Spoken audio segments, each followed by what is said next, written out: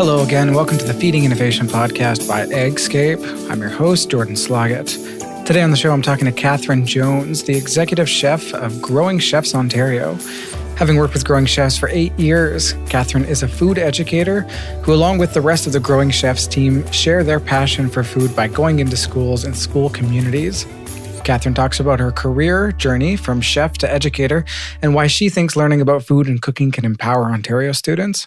Before we jump directly into that conversation, I wanted to take a moment to highlight the return of our virtual summer camp program, Camp AgScape. CampAgScape.ca is the new website where parents and teachers can keep youth engaged and learning while at home or in class.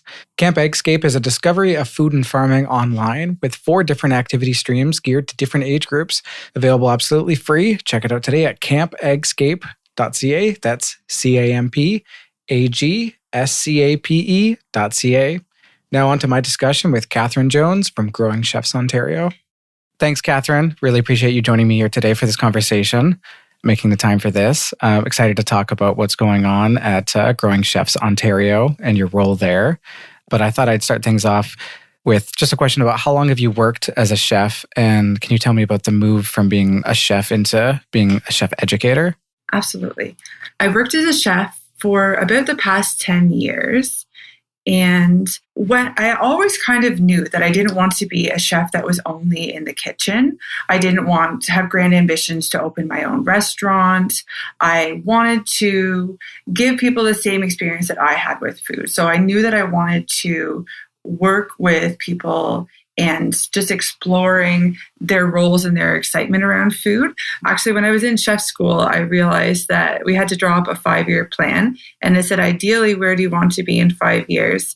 And from there, I described exactly the role that I'm in now. And it just happily came to me. I had grand visions of starting kind of a charity working with food and children. And it just came naturally when I was looking for volunteer opportunities after I finished school. I found Growing Chefs and I was able to start volunteering.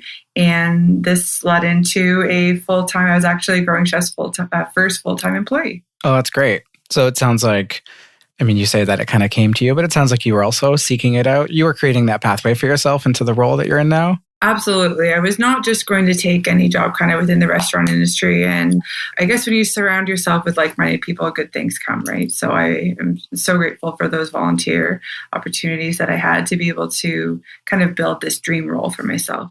Before we started recording, we were chatting a little bit about your education history. When you were first out of high school, you didn't think you were going to become a chef.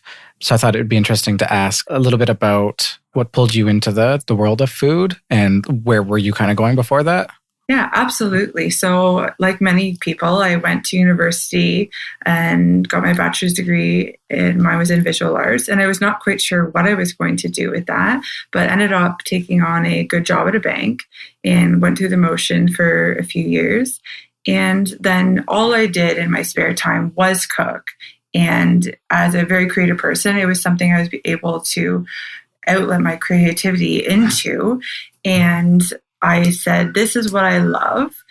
I should be doing this. And that's when I decided to make the move to go to chef school, just to kind of explore that.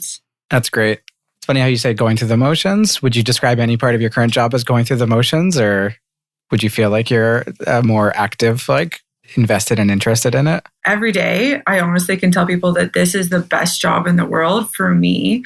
Working at Growing Chefs, it fulfills all of my passions. I am able to work with children, work with everyone in the community, just to share the excitement with people that I have for food. And every day is different. We have so many different events, programs that happen. There's no single day that is the same at my job. So it's really fun.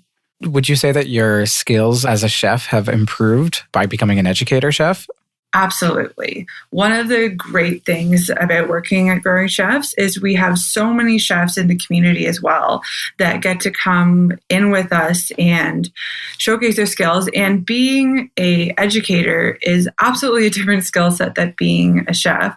A lot of times chefs are kind of stuck back in the kitchen. They don't get to deal with customers. They don't get to deal with community as a whole. So number one, it's taught me that you need to always put on a good face when you're speaking to everyone. And I'd say the biggest thing that being an educator chef has taught me is patience, especially when you're working with children, because we're all learning, right? And it's okay to make mistakes. And that's how we grow, basically. And being very, very patient. Chefs can have a reputation for being kind of hot-headed, I would say. The Gordon Ramsay reputation of... Yeah, absolutely. So I kind of play that role jokingly sometimes when I'm doing education with kids. But no, you really have to be accepting and realize that everyone's learning together and just have fun with it, I think. So the COVID-19 pandemic has put strains on our food system, especially at the onset of the pandemic. There were changes that happened with, where food was going, food that was set to go to restaurants that weren't now running, where supply chains were being strained, and that a lot of people, because of that, took notice of our food system for the first time. In your experience, have you seen a shift in people's attitudes around food because of the situation? I absolutely have. And I think one of the best things that has come out of the pandemic is it's forced people to kind of look at all of the great organizations and great food that is right surrounding them in the community. I know for myself and my family, we have always been great supporters of our local farmers because those are the people that I buy food for the restaurant and for growing chefs. But just even more as a family, it's caused us to make those connections, and those are connections that have lasted. And I have absolutely seen that with many friends and other family members, that we were able to just kind of really appreciate everyone around us a little bit more and just show a little bit more support for everyone, because we're all going through these crazy times together.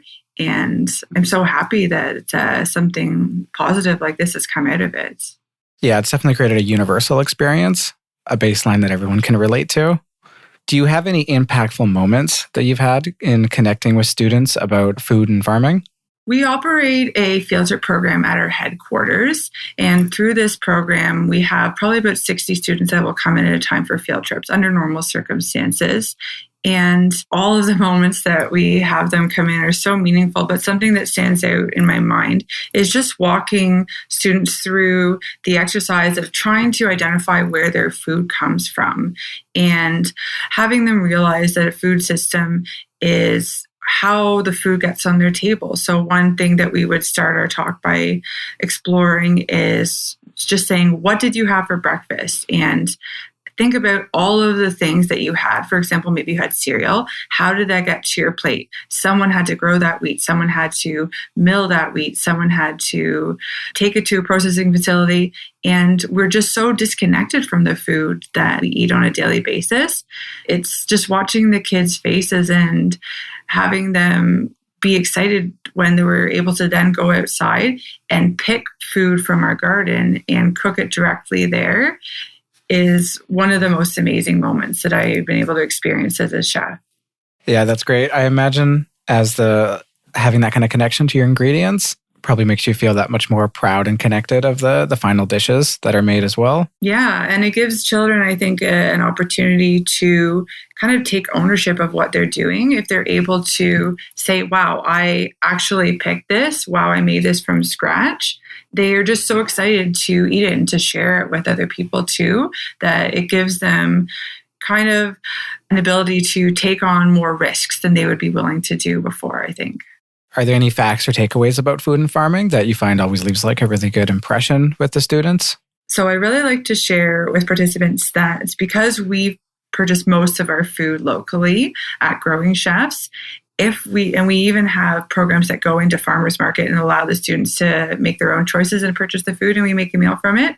When you're at a farmer's market, 90 cents of every dollar is going directly to the farmer. But if that farmer was to sell the same food to a grocery store, it's about 30 cents that they're getting for it. So just showing them the impact that their money can make when they're directly supporting local farmers is pretty cool to be able to share with students. Mm-hmm. That's a great point. And I know that's something that we really like to focus on in our lessons is the fact that students can become informed consumers, that they have power within our food system. They aren't just subjected to the food system. They are, in a lot of ways, the key driver of our food system. We all are by the decisions that we make, where we put our dollar, where we choose to spend our money. So you grew up in London, Ontario, which is a bit of a hub of agriculture in the province.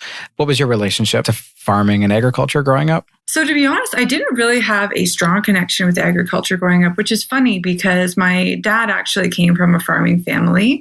We would go out picking as a family, but it was not really kind of in the forefront. It's been kind of through my career as a chef and through my adult life and through myself having children that I really, I think, forged that connection. And one thing that I think is really neat about that too is kind of reinvigorated that in my dad. And we've been able to do things to kind of explore his farming past. Like he said, oh, we used to make cheese on the farm. Okay, let's do that together. Or, oh, we used to make sauerkraut. Let's go out to the local farm down the road and we'll pick up some cabbage and do that together. So it's kind of been more of a development, and it is absolutely a part of my life every single day now, which is really great to share that, especially with my kids. That's great. And that's great when farming can be a key connector to your cultural past, your family's history. And we've been eating a lot of the same foods for a long time, and that connection can really make you feel like you kind of understand, what life might have been like for people decades ago. That things have changed a lot, but then they also haven't changed in other important ways. Yeah, it's amazing. Like when we made the sauerkraut this past winter, we went out and we got a big barrel and we actually had an heirloom like sauerkraut slicer, I would say. And my dad insisted that we use that. And my grandma's passed quite a while ago, but just that connection that we both thought she would have been quite proud of us for putting this all together. And I mean, he's nothing of a chef. He's an investment advisor, but still it's just kind of sharing these connections over food and connections over farming definitely bring us together. It's interesting that 100 years ago, so much more of the population worked directly in the production of food. And then kind of throughout the 20th century, we saw the move away from that. And I kind of wonder if now we're seeing obviously more people aren't moving back to working directly in food, but I feel like there's a need that people have to find out more. People aren't necessarily content with food just being a thing that you get at restaurants and grocery stores. They kind of want to be more in touch with the process. Yeah, and I think that I've done as a chef a lot of classes specifically on canning and food processing and looking at different ways to do that at home. And I think absolutely people are so passionate and excited to learn about this, especially when people have home gardens and have great connections to local food in their community. They want to cherish that and they want to preserve it in a way that is meaningful for them and their families. So you said you do canning lessons. So how would someone sign up for a class like that, or how do you get that in front of people? So under normal circumstances, part of the events that we run at Growing Chefs headquarters are workshops for the greater community, but also adult cooking classes. We've been doing them virtually right now. So they would look on our website and generally the Eventbrite links are there, and to be able to sign up for these classes that we offer monthly. As we're kind of hoping to be in a little bit of a better direction with the pandemic, we're hoping that we can start these again soon. I know with the pandemic, AgScape has moved all of our virtual lessons, which we used to have in person in schools for classes virtually. A side effect of that is that it's allowed us to expand across all of Ontario and reach schools and communities that were previously inaccessible to us just because we didn't have teacher ambassadors who lived close enough. Have you found something similar that you've been able to connect with people, like widen the reach of your programs? Absolutely. So Growing Chefs is a small charity as well. We've been able to do a lot of online cooking classes, and it's been really exciting to see the people from all across the country even that we've been able to connect with. We have a kids monthly cooking class that's online. I know we've even had some people participate because it's a free class from out of the country and be able to bring in their own ingredients.